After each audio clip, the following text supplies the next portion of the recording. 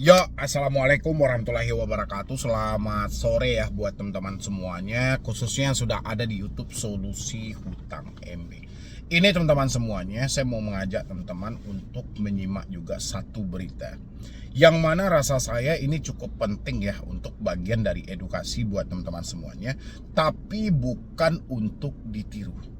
Ya, ini bukan untuk ditiru teman-teman, tapi jadikan ini sebagai bahan untuk mengedukasi diri Anda supaya jauh lebih baik lagi dan terhindar dari cara-cara yang tidak sehat ini gitu loh, atau hal-hal yang tidak seharusnya Anda lakukan, yang mana ini benar-benar merugikan diri Anda sendiri. Teman-teman bisa lihat, saya ambil cuman judulnya aja di sini ya, karena kita mengingat kita berada di platform di YouTube gitu loh. Jadi banyak aturan yang diperbolehkan dan ada yang tidak diperbolehkan. Makanya kita di sini yang kita tampilkan cuman dari judulnya saja. Oke, teman-temanku. Mungkin teman-teman bisa lihat, terhimpit utang yang tidak ada habisnya. Seorang ibu di Bandung, itu nggak bisa dibacain teman-teman, karena itu kalau dibacain itu malah bertentangan dengan YouTube-nya, karena ada kebijakan dari pedoman komunitas. Dan di sini yang jadi korbannya itu bukan hanya ibunya saja gitu loh, tapi dia juga meracuni dua anaknya. Mirisnya di sini teman-teman gitu loh. Ini malah bawa anak gitu loh, masa depan anak masih panjang dan segala macam kan. Sang ibu menulis bahwa ia sudah tak kuat lagi menjalani hidup karena himpitan hutang yang tak habis-habisnya. Tak tahu lagi harus hutang ke siapa lagi. Ini gara-gara gali lubang tutup lubang. Ini gara-gara hidup tidak diperjuangkan gitu loh. Karena ya kalau dia seorang ibu rumah tangga, ya otomatis ini mengandalkan dari suami. Kalau suaminya tidak bertanggung jawab juga, tidak PK juga, harus mencari kerja dengan gaji yang besar dan segala macam, sementara hidup tetap berlangsung. Akhirnya si istri mengambil jalur alternatif sendiri. Kita belum tahu ya, ini dia hutang kepada siapa dan kemana gitu loh. Kenapa di sini ada karena hutang tidak habis-habisnya. Coba kita baca dulu teman-teman. Seorang ibu di Banjaran, Kabupaten Bandung memutuskan mengakhiri hidupnya dengan cara di tiang pintu kamar. Dua anaknya yang berusia 11 bulan dan 9 tahun diduga telah diracuni terlebih dahulu oleh sang ibu. Ini mirisnya di sini ya, umur 9 bulan dengan 9 tahun gitu ya. 9 bulan atau 11 bulan tadi? 11 bulan, mohon maaf teman-teman. Kepala Bidang Humas Polda Jabar, Komisaris Besar Polisi Hendra Rohmawan telah mengkonfirmasi peristiwa tragis tersebut.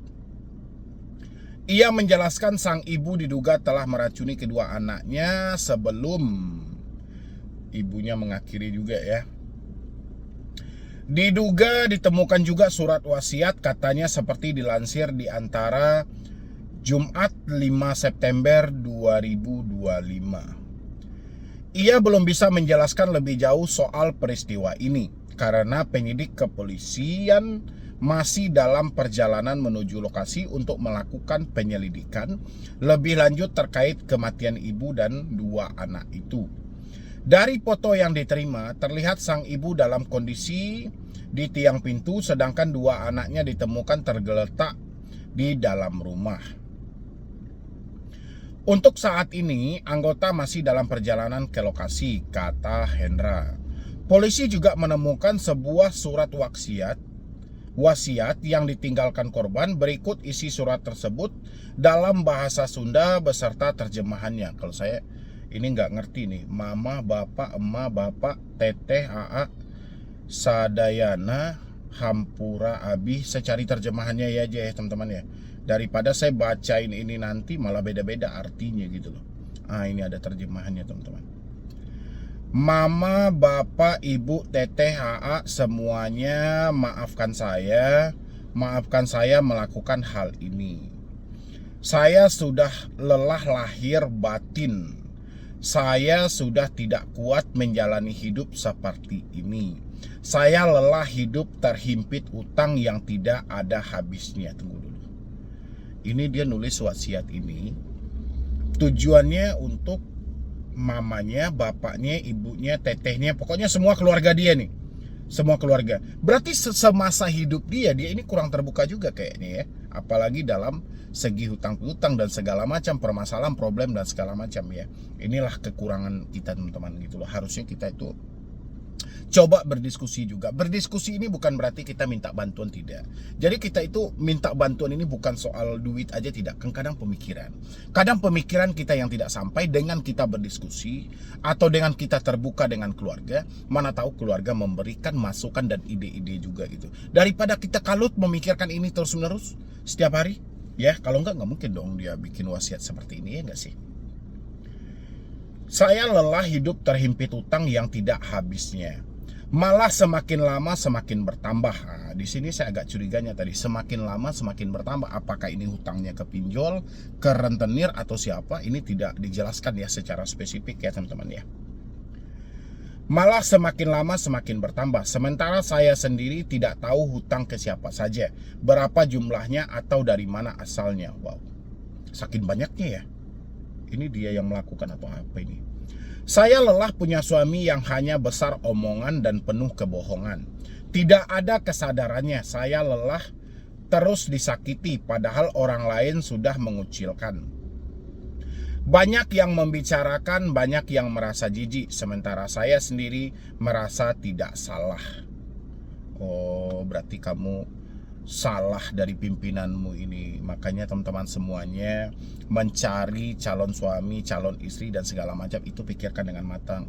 Karena rumah tangga ini ibadah seumur hidup, bukan perkara materinya tapi konsep tanggung jawabnya. Kalau yang namanya materi dalam hidup itu masih bisa kita cari kalau si laki-lakinya masih bertanggung jawab. Tapi kalau laki-lakinya cuma besar omongan dan penuh kebohongan dan segala macam, ya kapan rumah tangga ini mau baik gitu ya. Punya suami malah semakin banyak bohong dan hutang, capek. Saya pikir kalau saya dan anak sudah mati, mungkin dia baru sadar. Kalaupun dia sadar, ya biarlah, yang penting tidak menyengsarakan anak saya. Harusnya nggak harus mati juga dong. Tinggal digugat cerai aja, kembali ke orang tua kan selesai. Ya, inilah teman-teman semuanya. Saya berharap sepahit apapun masalah yang Anda hadapi, sebesar apapun masalah yang sedang ada dalam kehidupan Anda hari ini, saya rasa jauh-jauhkanlah dari kata mengakhiri hidup. Kembali kepada Yang Maha Kuasa dan ini cara kembali Anda salah. Walaupun pada akhirnya kita semua pun akan mati. Fi kulli nafsin zaikatul maut. Setiap yang bernyawa pasti akan kembali sama Yang Maha Kuasa. Tapi nggak buru-buru juga. Ya, ini teman-teman nggak boleh. Oh, mentang-mentang kita ada masalah. Oh, misalnya kita capek karena suami selalu bohong dan segala macam. Ya kita masih bisa gugat cerai loh.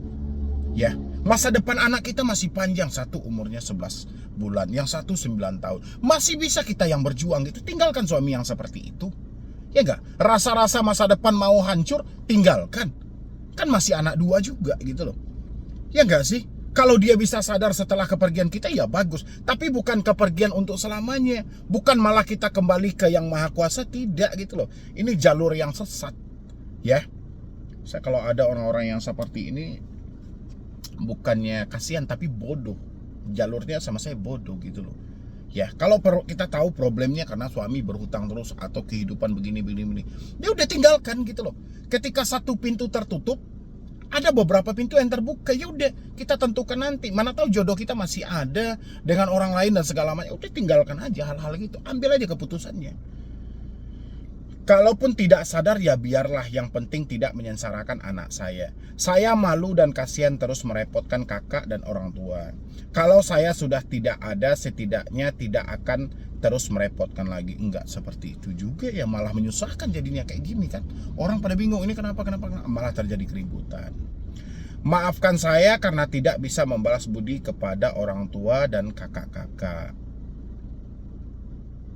Ya. Kutipan yang saya ambil di sini, permasalahannya masalah hutang yang tidak habis-habisnya, dan dia mendapatkan pasangan yang kurang bertanggung jawab juga. Cuman sangat disayangkan, itu tetap kesalahan dari si ibunya. Kenapa anak diikutsertakan? Kenapa harus mengakhiri hidup jalan terakhirnya? Gak boleh. Ya, ini bagaimana pendapat teman-teman semuanya, dan saya berharap Anda yang hari ini terlilit hutang-hutang, dan kasusnya hampir sama dengan hal ini, sumbernya Anda benahi. Dari mana sumbernya? Anda mendapatkan suami yang malas-malasan, udah tahu hidup kayak gini, tapi nggak mau bekerja juga, nggak mau berusaha, tinggalkan aja suami seperti itu.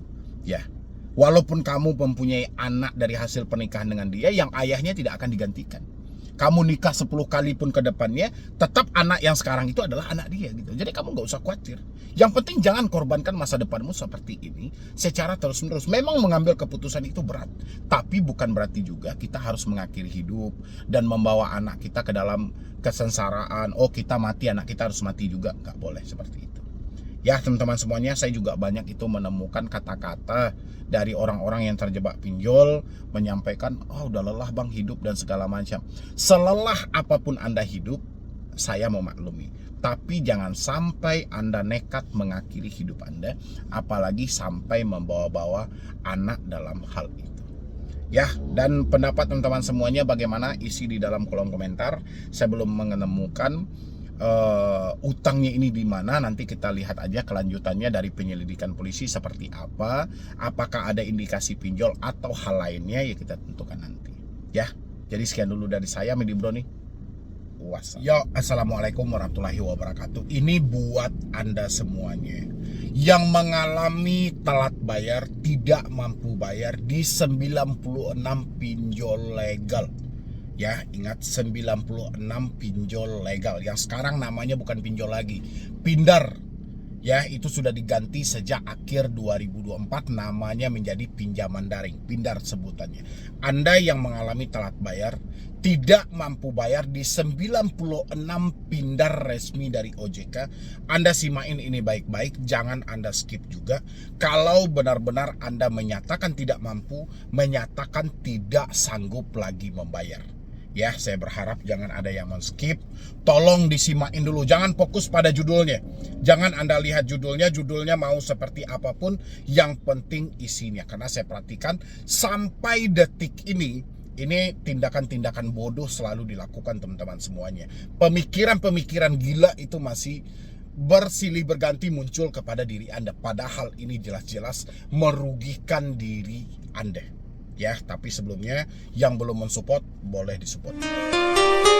Telat bayar, tidak mampu bayar, tidak sanggup bayar, di PHK, tidak ada uang lagi. Ya, pekerjaan sudah tidak ada lagi, pemasukan sudah tidak memungkinkan lagi. Gali lubang tutup lubang sudah capek. Di 96 Pindar resmi. Apa yang harus dilakukan, Bang? Perbaiki isi kepalamu gitu. Ya. Perbaiki caramu berpikir. Tidak mampu problemnya karena apa? Problemnya ketika tidak mampu karena masalahnya uang. Ya, terus buat apa itu yang Anda cari? Aman, ada DC atau tidak? Menghapus data, menghilang, backup data, cari galbay dengan cara yang aman, itu buat apa? Padahal konsepnya hari ini duit gak ada. Kalau duit gak ada, tinggal berhenti bayar.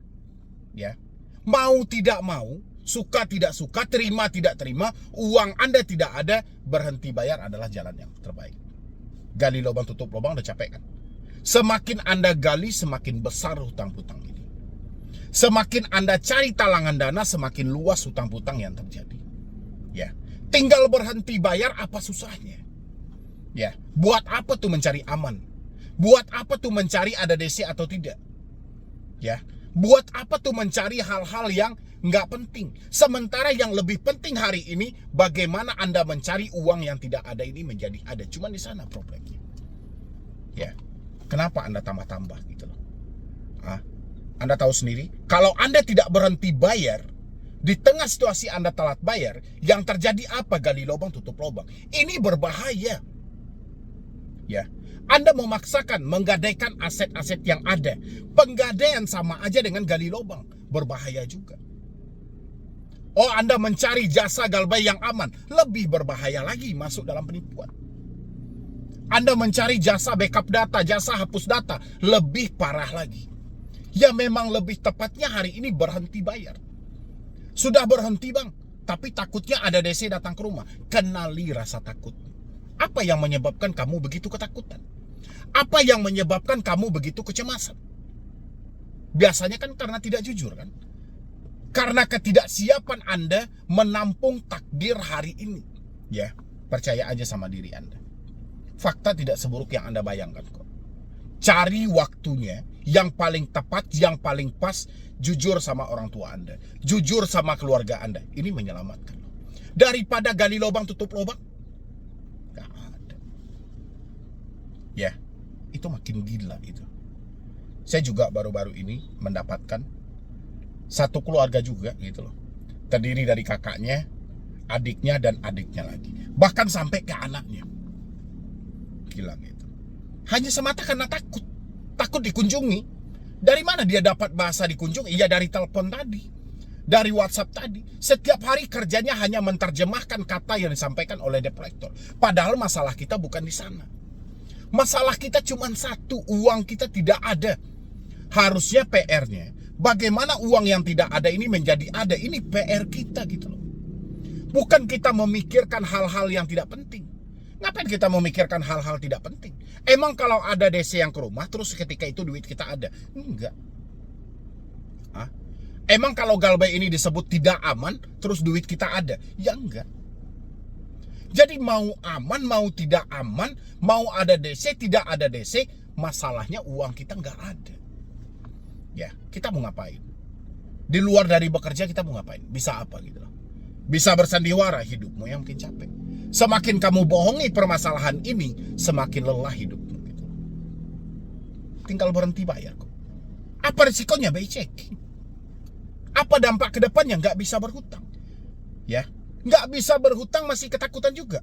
Nggak bisa lagi berhutang buat ke depan, Anda masih takut. Harusnya bersyukur gitu loh. Ya, kalau kamu tidak bisa lagi berhutang buat ke depannya, kamu bersyukur menandakan Tuhan masih sayang samamu. Kalau kita berhutang, hidup ini nggak ada yang bagus, nggak ada yang aman. Ya, hutang itu paling enak dicicil 2 bulan atau 3 bulan. Bulan keempat, bulan kelima, pemasukan berkurang. Ingat, rezeki itu misteri loh. Yang namanya ansuran itu sudah dipastikan tanggal berapanya. Tapi rezeki tidak ada yang bisa memastikan. Ya, jadi rasa saya teman-teman semuanya sudahilah. Jangan ditambah-tambah lagi beban-beban yang tidak penting dalam hidup Anda. Rasa saya dengan Anda terjebak pinjol aja, ini sudah sangat luar biasa loh. Sudah berapa banyak duit yang Anda habiskan hanya untuk berpikir hal-hal yang tidak penting. Ya, bahkan yang untuk Anda makan pagi sore aja nggak ada, tapi Anda masih sibuk mencari aman. Ya, untuk menyambung hidup aja sudah nggak ada, masih sibuk mencari DC datang ke rumah. Nggak penting persoalan itu. Sekarang bagaimana Anda dengan gentleman menghadapi ini semuanya? Ya, hari ini Anda kenali penyebab Anda tidak membayar di pinjol apa? Berulang kali saya sampaikan, cari tahu teman-teman semuanya, cari tahu apa yang menyebabkan Anda tidak membayar. Tidak mampukah atau tidak mau? Ini berbeda loh. Kalau tidak mampu benar-benar fakta hidup. Kita toleh kanan kiri, muka belakang, atas bawah semuanya. Nggak ada lagi. Sudah bekerja mati-matian, duit nggak ada. Ya, Nawa itu ingin menyelesaikan, uangnya nggak ada. Kita dipaksa bang untuk melunasi, uangnya nggak ada. Berarti masalahnya karena uang berarti tidak mampu bayar. Berbeda dengan tidak mau. Ada juga orang yang tidak mau bayar. Ya, dia ada uang, dia lengkap semuanya, tapi dia nggak mau bayar. Mungkin dia ikut dengan komplotan si perampok online, memang sengaja profesi dia menjebol pinjol ini habis itu mencari aman, atau mereka ogah karena mulut sampah dari debt collector. Banyak alasan pemicu kenapa orang tidak mau bayar. Ini harus dikenali teman-teman semuanya. Penyebabnya apa? Tidak mampu atau tidak mau? Kalau Anda menentukan sih tidak mampu bang, ya sudah. Berarti kalau tidak mampu, perkara kita uangnya benar-benar tidak ada. Sekarang PR-nya, kalau kita hanya menyerah, duit kita nggak ada nih. Bagaimana dengan hidup kita ke depannya? Ya, hidup ini perlu diperjuangkan. Walaupun duit Anda tidak ada hari ini, bukan berarti Anda berhenti bekerja. Bukan berarti Anda berhenti berusaha. Tetap Anda bekerja, tetap Anda berusaha. Anda masih punya hidup dan punya masa depan. Ya, saya perhatikan teman-teman seakan-akan tidak mempunyai masa depan lagi gitu loh. Seakan-akan lebih mementingkan ini benar atau tidak, aman atau tidak, ini bagaimana dan segala. Ini sibuk semuanya menerjemahkan. Ini sudah nggak benar teman-temanku. Ya, jadi saya berharap dengan video yang sesingkat ini teman-teman bisa berpikir lebih luas lagi bagaimana Anda menyelamatkan diri Anda untuk jangka panjang.